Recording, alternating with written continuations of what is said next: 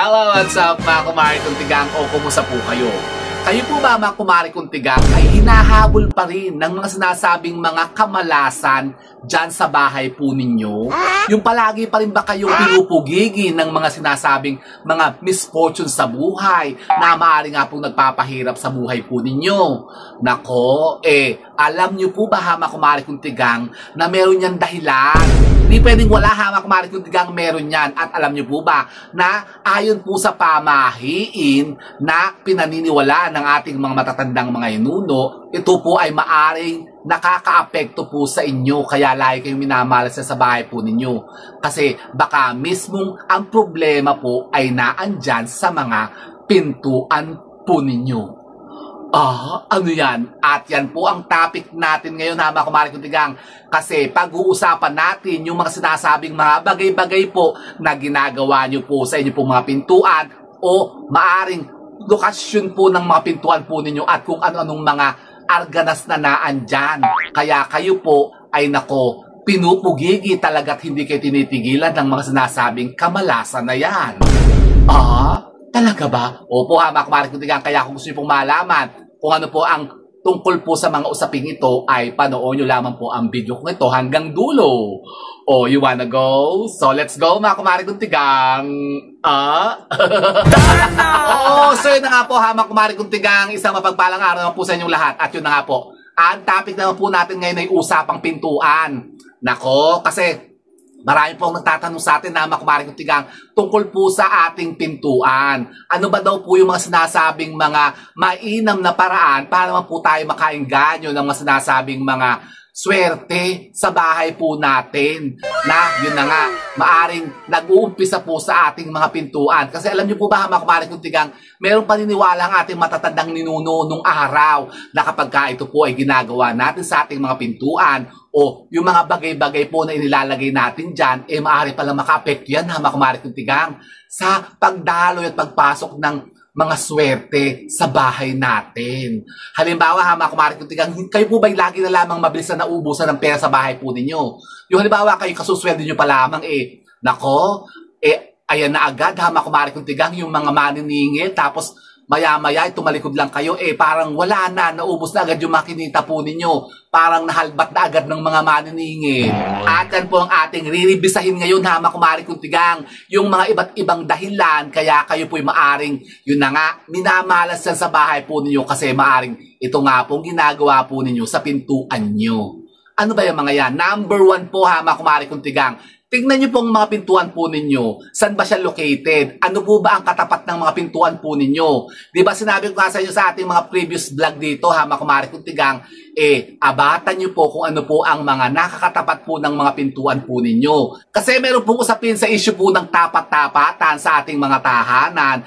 Baka ito po ang nangyayari dyan sa mga pintuan po ninyo. Yung mga sinasabing katapat po ng pintuan po ninyo, nako yan po ay maaring maka-invite ng mga negativities. Dahil na nga, maaring magpahirap nga sa buhay po ninyo. Halimbawa, ang mga pintuan nyo po bagay, katapat po mismo ng inyo pong mga lababo. Nako, yung pagpasok po nyo ng mga main door po ninyo, kita agad yung lababo nyo, sentrong-sentro, katapat na katapat po ng mga pintuan po ninyo. Nako, alam nyo, isa po yan sa nakakapagpa-drain ng inyong mga kayamanan. Talaga ba? Opo, pera ang ide-drain yan sa inyo, mga kumari kong tigang. Kasi ang tubig, kasi di ba sumisimbolo po yan ng kayamanan. Tapos umaagos yan, na-drain yan sa lababo natin, umaagos yan palabas. Ibig sabihin po, lahat po ng mga pumapasok na swerte o mga pera o yung mga kinikita po ninyo, mabilis na nauubos agad, na-drain agad kayo, kaya hindi kayo naipunan ng pera dyan, kaya lagi kayong kumbaga naghihikahos dyan sa bahay po ninyo, laging ubos ang pera nyo. Kasi nga, baka ang mga pintuan po ninyo, katapat po ng inyo pong mga lababo. Naku, marami akong nakitang ganyan, mga kumari kong tigang.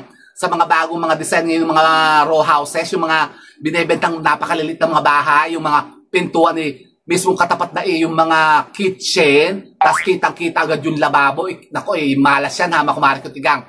Negative yan. Kaya, naku, abatan nyo yan. Kung ganyan pong mga pintuan po ninyo na nakatapat po mismo sa lababo po ninyo, kontrahin natin yan. I-block natin yan, mga kumari kong tigang. Lagyan nyo yan ng mga partition o blockages o lagyan nyo ng takip o yung pangontra. para hindi dire-diretso yung pagka-drain ng mga pera po ninyo dyan. Ganun pala. Opo ha, mga kumare kong tigang. Isa pa po, kung halimbawa ang inyo pong mga pintuan ay mismo katapat po ng inyo pong mga kubeta. Isa rin po yan na mga kumare kong tigang. Kasi tubig pa rin ang naagos dyan na mga kumare kong tigang. Pero, nako, mas malala yan. Kasi kapag ka naman po yung mga kubeta po ninyo, yung pintuan ng kubeta po ninyo, katapat po mismo ng mga main door po ninyo, isa din yan sa napakalakas na makapagpaubos ng ating mga kayamanan. Kasi yun nga, dire-diretso dyan ang ating mga pera, ang ating mga kinikita sa ating mga kubeta. At ipa-flash away yan dyan, ipa-flash away. Opo, ipa-flash away yan doon sa septic tank. Eh di wala kayo laging pera. Kaya, nako, ayusin nyo rin po yan, ha, mga kumare kong tigang, ang mga CR po ninyo.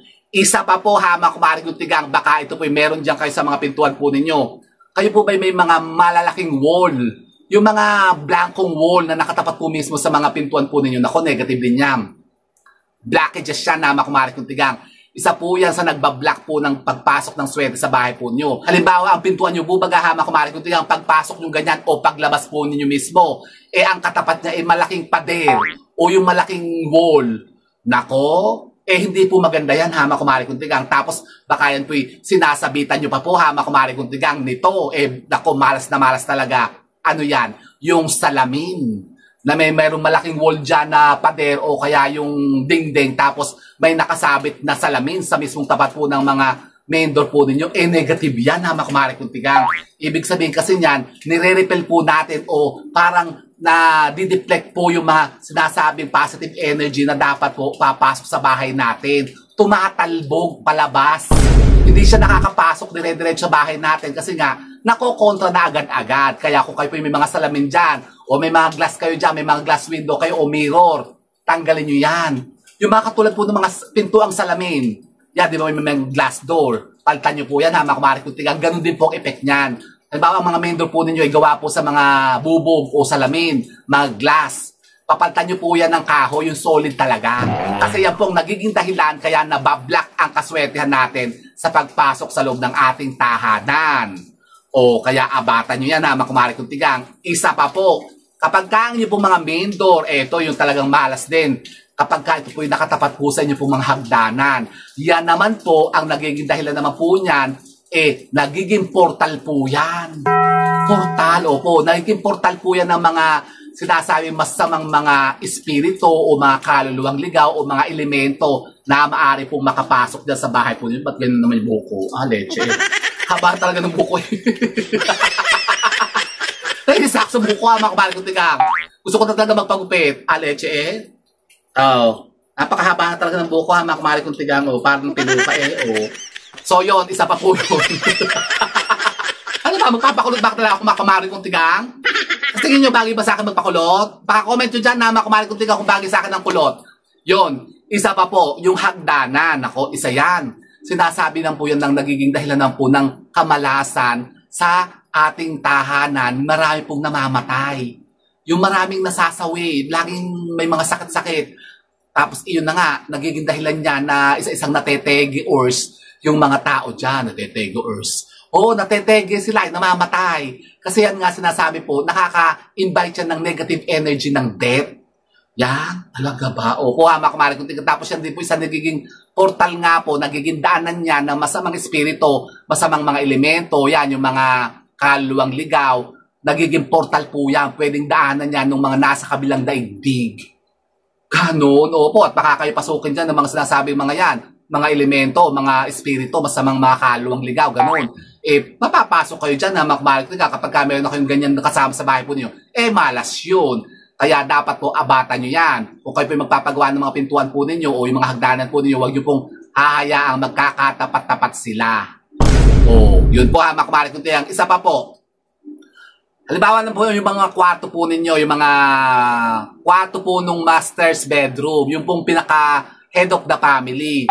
Yan po baga, nakikita po sa may main door po ninyo, isa rin po yan. Na napakabilis talaga din po makapagpa-drain ng positive energy nung head of the family. Lagi siyang, pinupugigi ng problema, napakarami niyang mga stress sa buhay. Tapos napakarami niyang talagang mga pinagdaraan ng mga kung ano-anong mga yung mga kamalasan.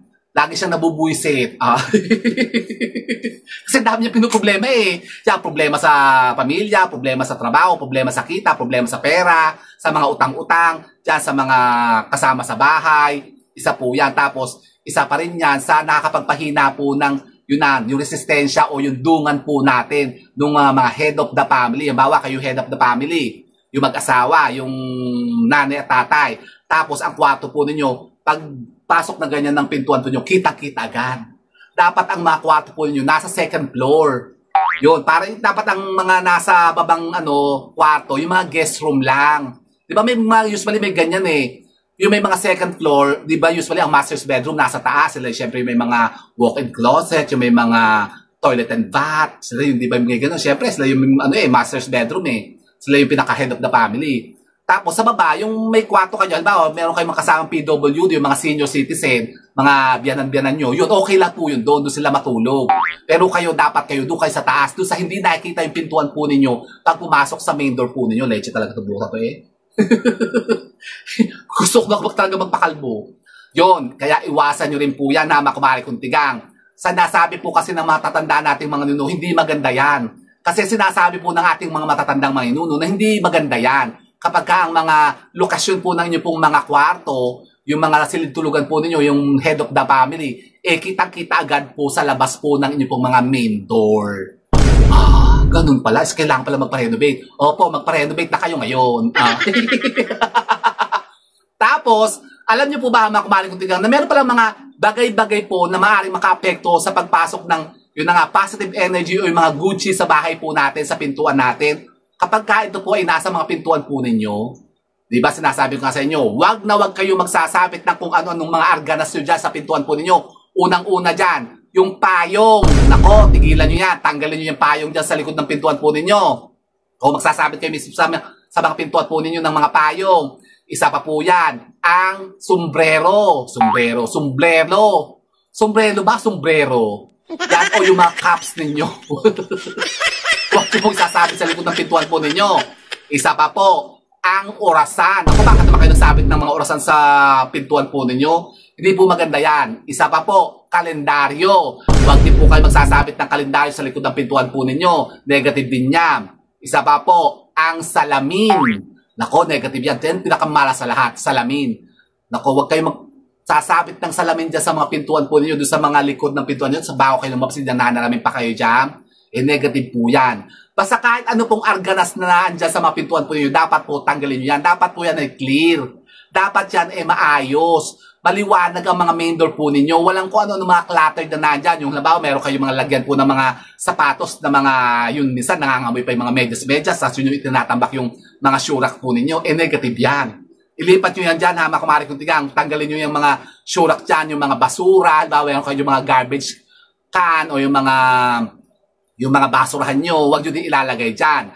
Huwag din kayo maglalagay dyan ng mga walis tingting, yung mga pandakot o mga basahan. O negative yan na makumari kong tigang. Isa pa po, halimbawa kayo po merong yung mga picture frame ng pamilya po ninyo. Bakit naman kayo nagsabit ng picture frame? Oo, hindi maganda yan na makumari kong tigang nasasabitan yung mga likod ng pintuan po ninyo ng mga litrato ng pamilya nyo. So basta kailangan po ang inyo po mga main door clear.